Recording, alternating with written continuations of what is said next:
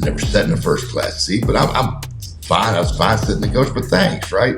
They put me in the first class seat. Well, I was fine No, sitting in I coach was. until they put me in that first class seat. Now, next flight, they got me back in coach again. It was horrible. I didn't realize how bad it was back there. I never knew how uncomfortable it Back was. It was there. like purgatory. It was miserable. So now I'm going, okay, how am I going to get back up in first class again? Because once your heart decides a destination, your mind will begin to design a map to get you there. Woo.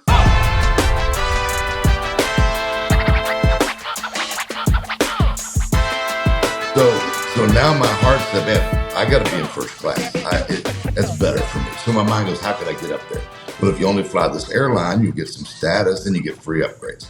If you get a credit card with this airline, you can get points. You can use those points to get it. All of a sudden, my brain's going, that's a better place for me. And so now it's trying to figure out how to get me there again. And so it's so much of our thinking and our mindset that limits us and hinders us. It's so much of our mindset that matters. And so that's what that whole thing with, if I had $10, what environment would I want to put myself in? Man, that is so rich. You literally dropped 27 bombs just there in that answering that one question, because you're exactly correct. I remember just the other day, as a matter of fact, being in the environments that God has allowed me to be in has given me some wisdom that I didn't have before. So I ended up, I remember when I got my first Platinum American Express, man, I'm telling you, you could just go, you could do anything you felt like, So, and then I Don't learned leave home without it. I don't leave home without it unless you go to Europe and they don't take it in certain places. So I ended up getting my wife and Khristian Michael one a couple of years ago.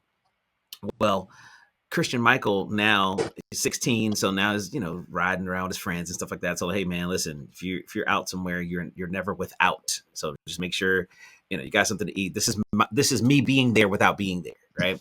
So the other day he says, man, I want to go Black Friday shopping. I was like, hold on, here's some cash. Just do that. What you're not gonna do is go crazy with my card, and I'm buying my own Christmas present that way. No, it's not good.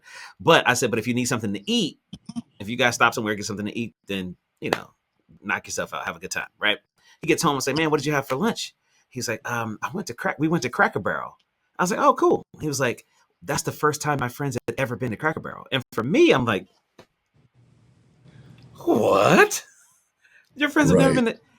But I had exposed it. For him, it was just normal. This is every day. But exposing his friends to something that's different, that's the same thing that happens to me. There are so many rooms that you have walked me into that exposed me to something totally different. I'll never forget one of the greatest connections that you connected me with, Dr. Bob Harrison. And you took me out to the Increase conference in Hawaii. And I'm sitting in this room and you are there. In fact, you were a speaker. There's Bob Harrison. There's Miles Monroe. There's John Bevere is there. And I'm thinking, what is happening? And I'm looking at all of these people that are spending all this money to come all this way to sit in this room for 3 or 4 days because they're getting something that they could not have gotten back where they were. And I think that there's a lot of people that don't spend enough time evaluating the environments that we're in. Because if I go to a Chinese restaurant, even if I don't even eat, my babe said she's making dinner and stuff at the house, whatever, but I'm going to go meet my friend over at the Chinese restaurant. I'm not going to eat nothing because my wife's cooking at home. I walk through the door and now she's mad because I smell like Chinese food. Look, I didn't eat anything. Just because you didn't eat anything doesn't mean you didn't absorb what was in that environment. It got on you. It got on me.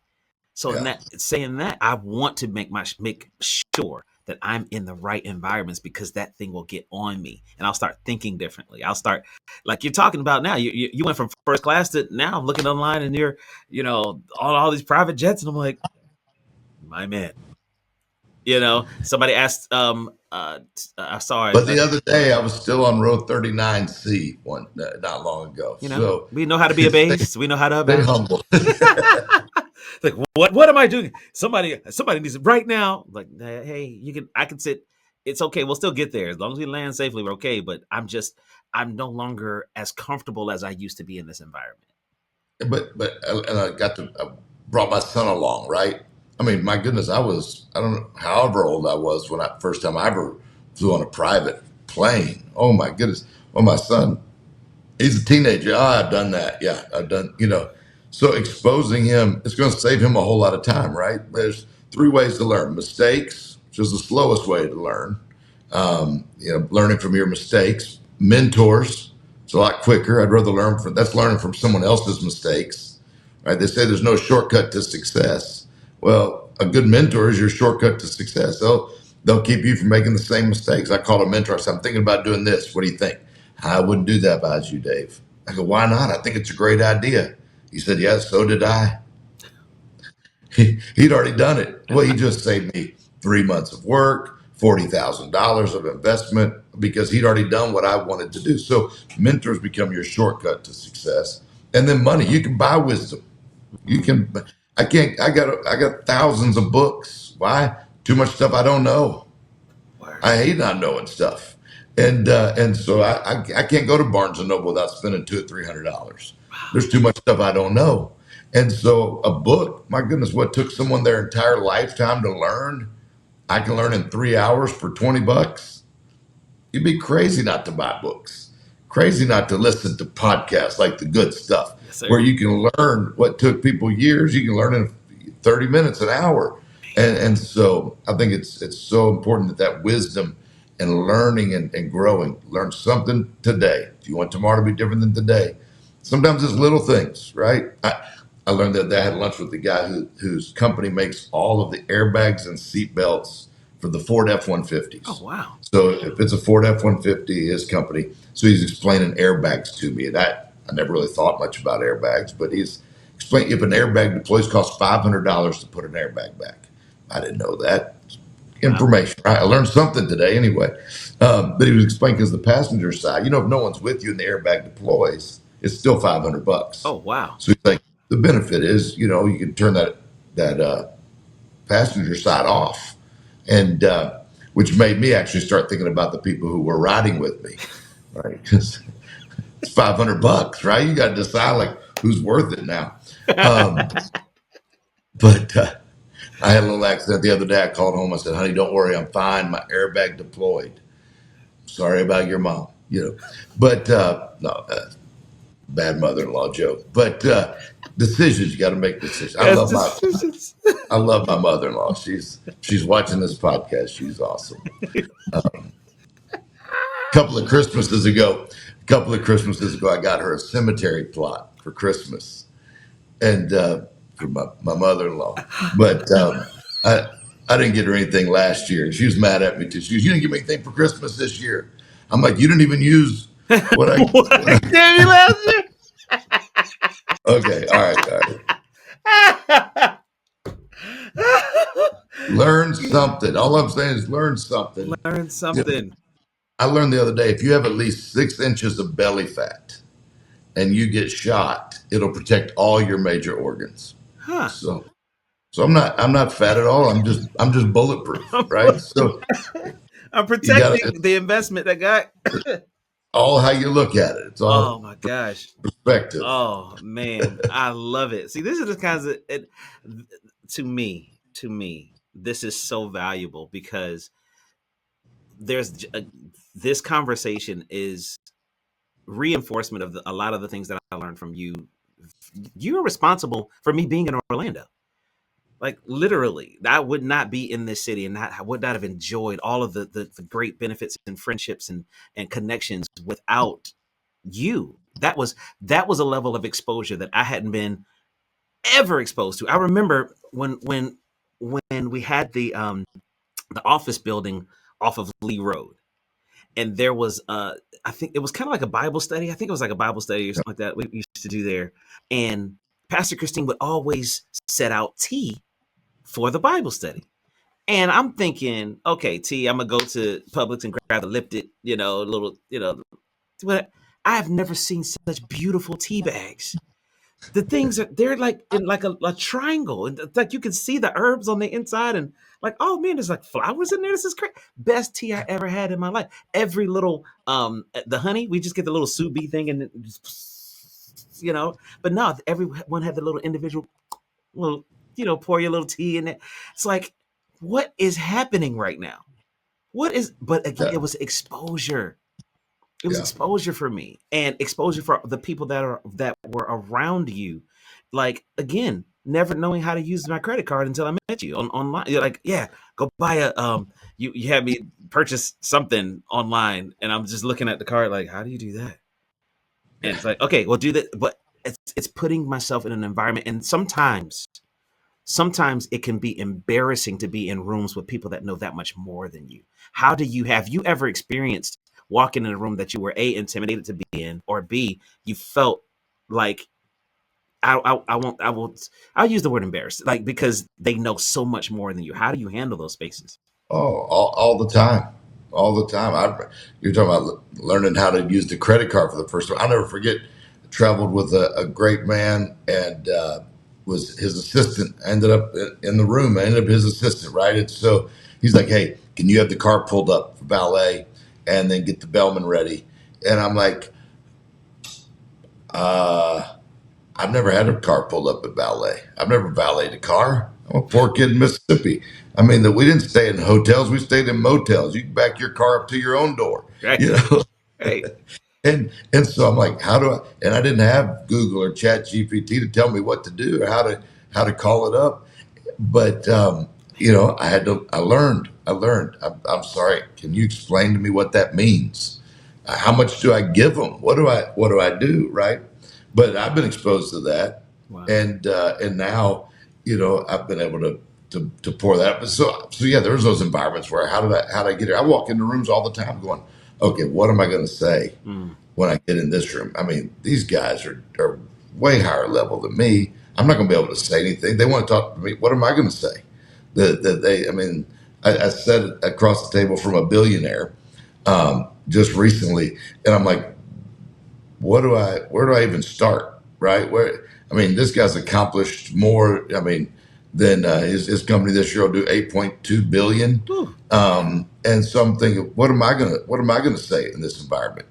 That's where too I'm thankful. I'm a believer. I think we've talked about that, and I'm a Christ follower. So I'm thankful that I have a business partner that some of these guys don't have. So yeah. I've had to rely on God and the Holy Spirit a lot of times. Like, okay, where did that even come from? What I just said. They're like, wow, that was so good. I'm like, I don't even know how I said something that you thought was good, right?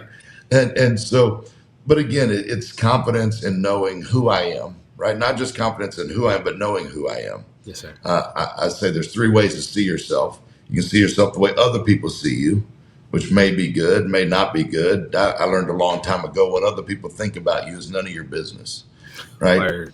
Quit worrying about what everyone. Eleanor Roosevelt said, "No one can make you feel inferior without your consent." Woo. Then how you see yourself is important, right? You want to have a good self-esteem. That's the second way to see yourself. I want to have a good confidence, but my goodness, things happen. People say things to us, do things that affect our self-esteem, right? And so I can't base it all on how I see myself. And I can think of one time in high school, a girl broke up with me. She said, "I'm breaking up with you. You got low self-esteem." I was like, "Great, that helped." You know, uh, Another time in high school, this girl called me. She said, "Come over to my house. Nobody's home." I went over to her house. Nobody was home. Nobody was home. That's hurtful. That's damaging. That damages your self esteem. But the third way to see yourself is you can see yourself the way God sees you. A friend of mine wrote a book called Godfidence, Mm, right? Not just a confidence, but I walk in here with a Godfidence of not just knowing who I am, but knowing whose I am. hmm. And so it gives me in those moments when my own self esteem or my own low insecurities, because we all deal with those, right? Man, I used to have such low self esteem. One time I painted a blue square in my backyard just so Google Earth would think I had a pool. I mean, that's really low self esteem right there. My God. But a confidence Yes, of sir. knowing not just who I am, but whose I am. I can walk into a room where I don't feel. in the natural I'm prepared for, but God gives me the grace for it. I figure God wouldn't have put me in this room or allowed me to be in this room if he didn't have something for me to add, some way for me to add value Yeah. to the room. And so I walk in with that kind of Godfidence, not an arrogance, but a Godfidence of knowing I'm here for a reason. Yes, sir. And whatever that is, I'm going to allow the Holy Spirit to help me find it. Man, that's so good. Man, this is a masterclass. I only have one more question for you. The only thing that we can depend on, that we can count on in life is change. That's something that we can know is coming. Has there ever been a time where you've started off in a path, you got some good intel about something that you should do or something that might be good to do, and for whatever reason you had to pivot to do something different? I know you pastored in Orlando for a while, and now you're pastoring in Detroit, and so many other things, business ventures that people do. They start and they have to close the business down. What are some of the things that you can look for, that you have looked for, to know when it's time to pivot? Yeah, there's always going to be change. Like you said, change is inevitable. In that book, 12 Traits of the Greats, I talk about, there's a whole chapter in there on adaptability, because things are going to shift, things are going to change, and we've got to be prepared for that. I always think of basketball. The book I wrote, Another Shot, right? You have the pivot. What do you do when you pivot? When you stop dribbling and you plant one foot, you stabilize, right? And then you take a breath, and then while you're still anchored, you start looking. What's a clear pass, an open lane, a smarter shot? What am I going to do in this moment of pivot? The game didn't stop, right? Game's still the game's still going. The clock didn't stop, but my approach had to change. And in life, the game's still going, life's still going, but sometimes the pivot wasn't quitting the play. It was just setting up for a better play. And I always look at those pivots in life like, okay, there's got to be something, something bigger coming, something greater coming. So I don't look at a pivot as failure. And that's where I think a lot of people will look at this change. Well, you failed at that, you had to pivot. No, that just didn't work that direction. So I got to pivot. Woo. It's stewarding opportunities, right? And God often directs even before he elevates. He's going to direct you a different direction. So one of the reasons I know it's time to pivot is when the peace lifts, when I don't have a peace anymore, not comfort, but peace. Well, And you'll feel that comfort can lie to you, right? But peace never lies. I say it like this: peace is the umpire of your heart, right? Baseball, you have umpire. When it stops calling strikes, it's time to go a new direction, right? And so I'm always looking for that peace. I'm like, okay, I just don't. When I left Orlando, it just wasn't a peace there anymore. Was I comfortable? Yeah, had a great house. I lived in Orlando. Who wants to move to Detroit, right? I mean, there's a lot of people moving from Detroit to Orlando. right. Not many people moving from Orlando to Detroit, Detroit, right. but the piece, I knew it was time to go. I didn't even know where, right? But I think a lot of times when the grace for what you're doing starts to dry up is another key that it's time to make a move, or to make a pivot. When your efforts are increasing, but your results are decreasing, Woo-wee. right? I'm working harder, but I'm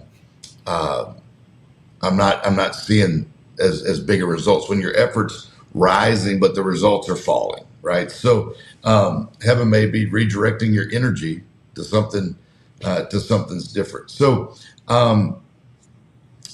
those are some of the areas when I'm trying to pivot, or when I feel like there's a pivot that I look for to make a move to what may be next, when opportunities are shifting, or when your passion starts drifting. I used to love this, but now I'm just like, it just drains me every time. Your heart leans forward sometimes before your feet move, right? So my passion is shifting is another way. And then I always look for wise counsel in transitions, right? I'm always looking for people that I can bounce stuff off of, right? I want to. Where have you been? Have you been in these situations? What did you do in those situations? So when that peace lifts, when the gray shifts, and the results are no longer matching the effort, those are probably three big things that I look for in a pivot. Man, I have to thank you. I have to thank you, and it's. I've said this before. Every time I see you, from when if it's looking on social media or when we saw each other in the airport that early morning, one morning, I recognized your voice from a mile away, um, or coming to the church in Detroit or wherever it is. I am indebted to you because you literally, after I left my father's house, yours was the next house that I went into. And so you fathered me into a season of spiritual growth, of exposure, of greater, of increase, of favor. Because literally, I was just talking to John Bevere the other day. I would not have ever met him had it not been for you.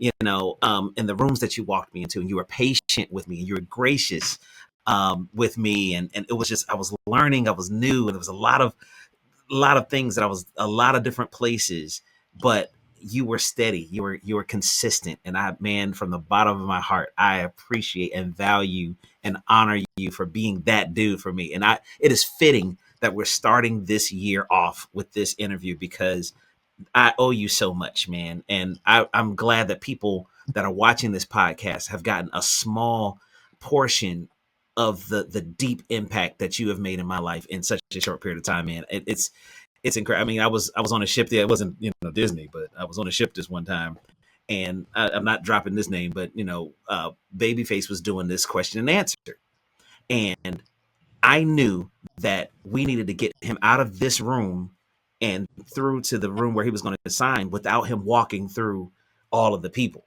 because he's really an introvert. And so while he was still talking, I'm scoping the space out, and I'll go out this one door and I see, okay, this door leads over there, and we can go the back. Da, da, da. I got that from you. I learned that from you. I can't remember who you were serving at the time, but you were talking about taking him through in the hotel, the back way, and so he didn't have to go. Those things that somebody might consider a little, they stuck with me, man, and I appreciate you for all of the impartation that you made in my life, for sure. Well, I love you so much, and I'm so proud of all that you've done and accomplished. And I love watching to see where God puts you and the people He connects you with is just always amazing to me. But you've always stayed humble. You've honored, and I think that's such a vital key. You understand honor, and I've taught that again with my son. I'm like, yeah, I got one boy, right? That's my legacy. So, and then one of the greatest things last year, I took him on a trip with me and John, and he at the end of the trip, Solomon said, "Dad, one of the coolest things." He goes, "I've heard you tell stories to people who have been in the room, but to watch how you honored John Maxwell, to watch how you carried his bag to his room, made sure he got in his room, made sure everything was prepared. You got the car pulled up, you called ahead, you looked for that back room or the back way through." He said, "You don't have to do that." He's only been in rooms where I'm the one that's getting honored. I'm the one someone's taking my bag or picking me up, and now he got to see me actually serving in that capacity. I could say, "Well, my goodness, I've written a bunch of books. I've sold tons of copies. I've done this and that. Why am I still having to carry someone else's bag?" I don't have to. I get to. I Right. get to, and I'm so grateful that my son got to see that Right. in me, and I see that in you. And like I said, it'll put you in rooms and that power of proximity where you'd never imagine you'd be. Right? I mean, my goodness, Babyface. I had a Right. lot of dates with Babyface back in the '90s, right? '80s or '90s. Right. But I love me some Babyface. I'm mad now. You got to be with Babyface, man. Well, it wasn't on a But Disney cruise though. It's just sorry. I was with Stevie Wonder on a Disney cruise one time. what? So, yeah, Stevie does cruises? he was. I mean, he did. He did that one. I'm not gonna make a joke, but he he uh, Just do it. Just do he it. sang. He sang at Mama Dodie Osteen's funeral. Oh, wow. And I told Pastor Joel afterwards. I said, "Hey, I was talking to Stevie, and he told me that this was the most handsome he's ever seen you look." And anyway, uh, I love it. This Dr. Dave Martin, ladies and gentlemen. Man, I bless you. I bless your family, your ministry, your travels, just all of the things, the people that may the same portion of honor and grace that you've poured on your mentors be poured back onto you in abundant measure, that you'll only be able to qualify it and quantify it when you get the glory, man. But I pray that you will, in this lifetime, you will experience the same level of people coming back to you, like the one that came back to Jesus to say thank you. May your life be full of that grace to get all of those thank yous, man, because you're incredible. thank you. I love you. Thank you for having me on. Thank you for starting the year off. First of the year. Let's go. Let's It's a go. brand new year. The rest of your year is going to be the best of your year. Let's go.